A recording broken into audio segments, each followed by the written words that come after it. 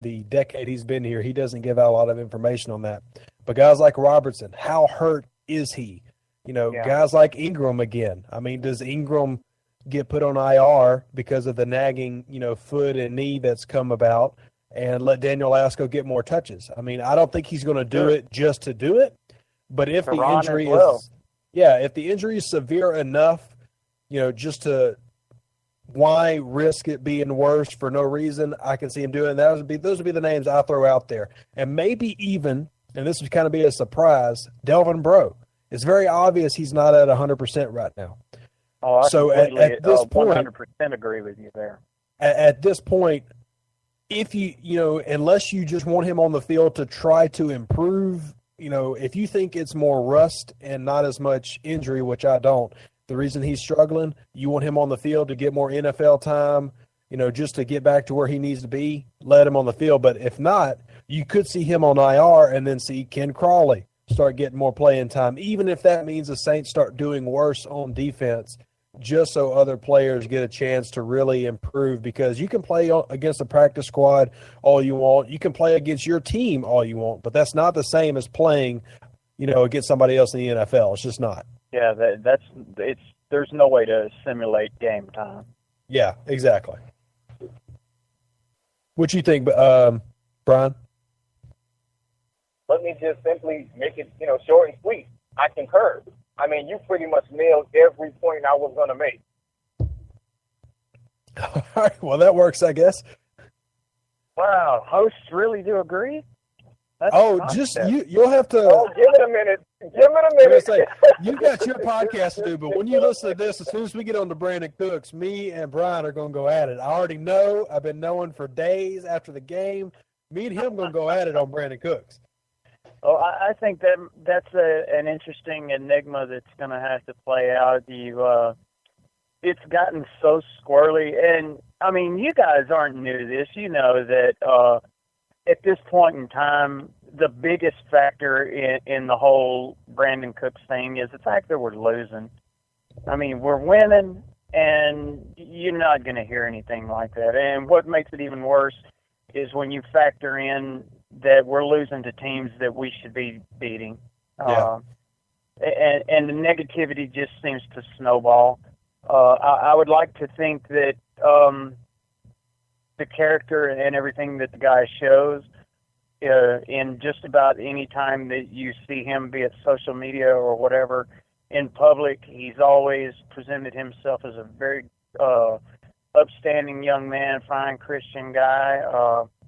And I would like to think that that is exactly what he is. But at the same time, I think that maybe the media has blown this stuff way out of proportion. I would like to think so, anyway. Well, let me say this, and I don't want to dive too much into it because me and Brian are going to have fun with this later anyway.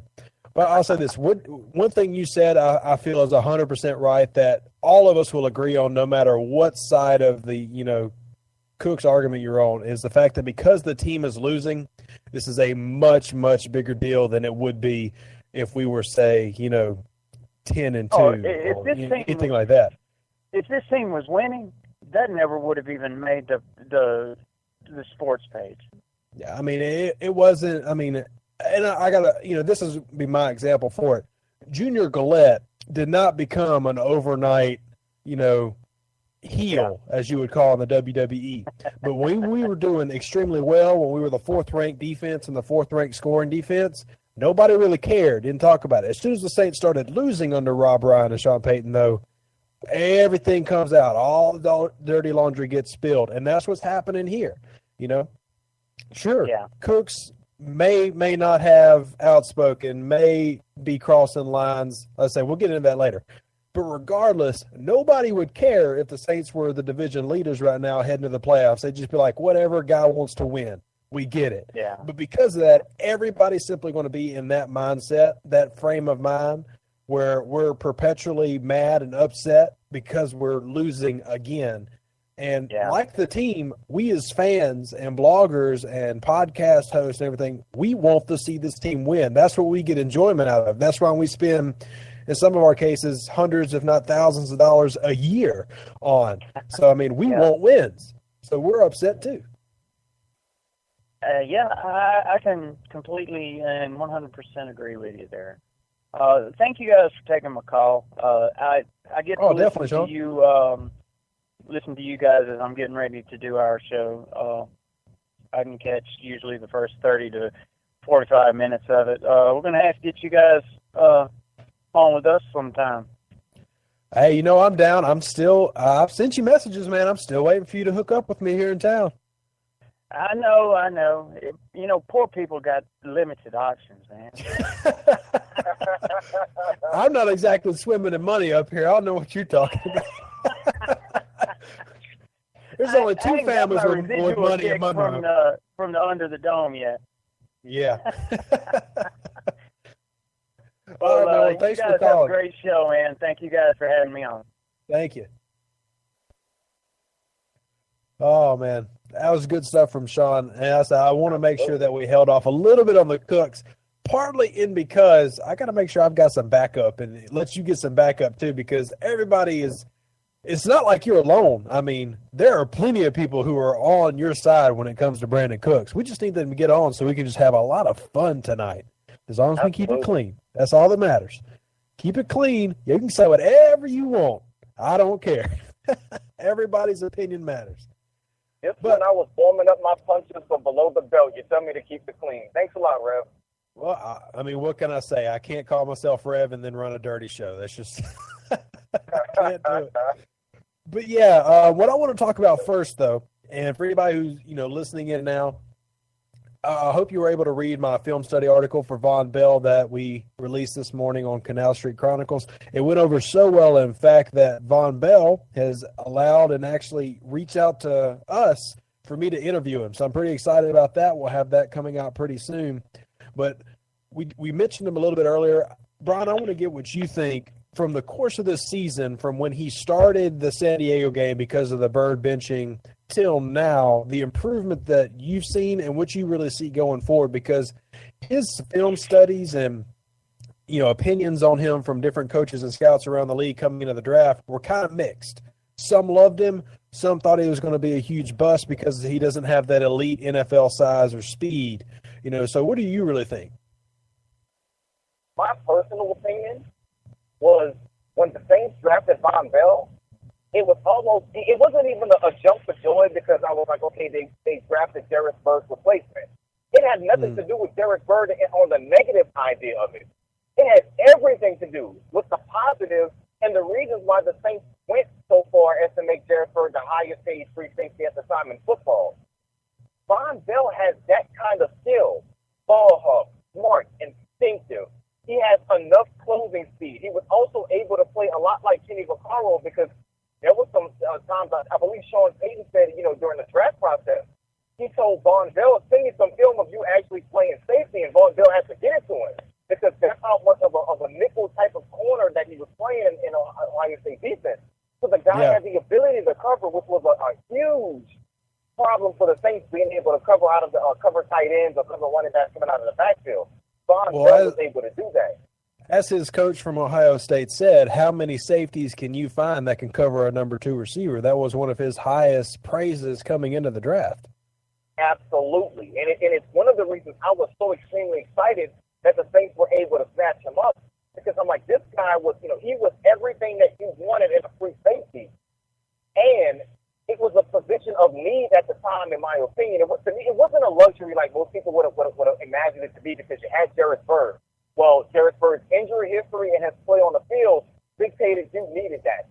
With Von Bell, along with Kenny Vaccaro, the Saints have a young safety core that they can just, they can basically just brag on for the future. And at the time, Delvin Breaux was healthy. You had a little bit of a maybe a question mark at the opposite corner outside of Breaux at the time. But, I mean, Von Bell, to me, he raised a lot of doubt. And even in the preseason, not preseason, I'm going to take it. Even in mini camp, training camp, Von Bell was making plays then. And it reminded me so much of what we heard coming out about about Delvin Breaux. How he would just continue to make plays and just be in the right place at the right time. And that's what you need. And as you can see, so his learning curve absolutely. I mean, he must be one of those nerds or something like that because, I mean, his learning curve hasn't been as steep as it is for most first-year players. Mm-hmm. He doesn't look lost out there. The first game against San Diego, let's be honest about this. I don't think he played horrific. I just think San Diego came up with some great game plans that made Von Bell have to pick. You run a tight end going in the flat, but you also run a receiver right off of him, so you made him have to choose and pick his poison. And at the time, you didn't really have great cornerbacks out there because you had B.W. Webb and maybe Sterling Moore as the starting corners as well as King Crowley. Not like you had Delvin Breaux and P.J. Williams back there. So you made the rookie pick which one you were going to do, and of course, you picked a wide receiver because he's going to the outside, but you left the tight end in the middle wide open, and then at the time, you didn't have a linebacker who could be deep enough because Craig Robertson was still learning to play the middle. So I don't even fault him for the San Diego blown coverages. Now look at him. You can't run that play on him and him not know what's coming. I love his progression, and I'm so excited about what he could be, especially when you pair him with Kenny Vaccaro, who seems to be back to the Kenny Vaccaro we saw his rookie season. Oh, yeah, definitely. I know I went a little overboard than I usually do. I put 4 plays specifically in my film breakdown, and while that might not sound like a lot, what I try to do for everybody is not just have a video of the play, but also to break it down in snapshots so that you can see the progression and why things happen as they do. And 2 of the plays I picked were zone coverage plays that he didn't execute perfectly at the beginning of the season, and now he's making veteran-like plays. The first one that comes to mind is the one I referenced from the Tampa game, whereas he had a zone above the wide receiver on the right side, and he had a tight end cross beneath it that he covered, and then Sterling Moore dropped back. It was a cover 3 if I remember right. Sterling Moore dropped back in coverage, and the receiver, Winston, throws a great pass. And you have, just blank for some reason, you had Von Bell watching the tight end, covering the bottom of his zone, and then as soon as Winston throws, he can see where it's going, and he adjusts himself to almost make an interception at the very top of the zone. And it's hard for me to articulate that in a way that you can see and understand by listening. You'll just have to go watch the play. I encourage you. It's on Canal Street Chronicles. But, I mean, that type of stuff is not something you expect from a rookie safety, and it blew my mind that he'd progressed to that point. Yes, he still makes mistakes. He made mistakes against Tampa. Rookies are going to make mistakes. Very few rookies come out and are just amazing in the NFL. They are very few and far between. But what he's been able to do deserves commendation. And next year, I don't know if they stick to as many 3 safety sets as they're doing now, because hopefully we'll have healthier cornerbacks. But should they choose to, and Jarris Byrd stays at the starting free safety spot, which this season they've kind of rotated in those 3 safety sets. Von Bell, Kenny Vaccaro, and Byrd have all kind of rotated, playing different spots all year long, and they've all done it pretty effectively. So, I mean, I'm encouraged by that, and I'm just sitting here like in shock because it's very rare to see a player progress it's only been about 8 games, so really we'll call it half a season, that quickly. And, I'm just very, very happy with his production. Looking forward to interviewing the young man. I haven't been able to speak to him before. So, anyway, that's just my thoughts. I'm just really excited so far for the 2 rookies that I've studied film on and written about the past 2 weeks. I mean, we haven't hit this well in the draft defensively in many years. Agree with that. And the one thing I want to add that Von Bell kind of does that nobody pays attention to is the idea that the Saints have always wanted to play open and closed safety. And for all those who don't understand open and closed safeties, that's basically there's no such thing as a strong safety and no such thing as a free safety. Both guys have the ability to do both things. And that's why it makes the 3 safety look so effective, because you have guys that can not only play the run, but they can also play the pass. Von Bell gives you that option because the Saints sent him on multiple blitzes against Tampa. So you know he's effective when it comes to rushing the passer. He can play close to the line of scrimmage as well as playing coverage.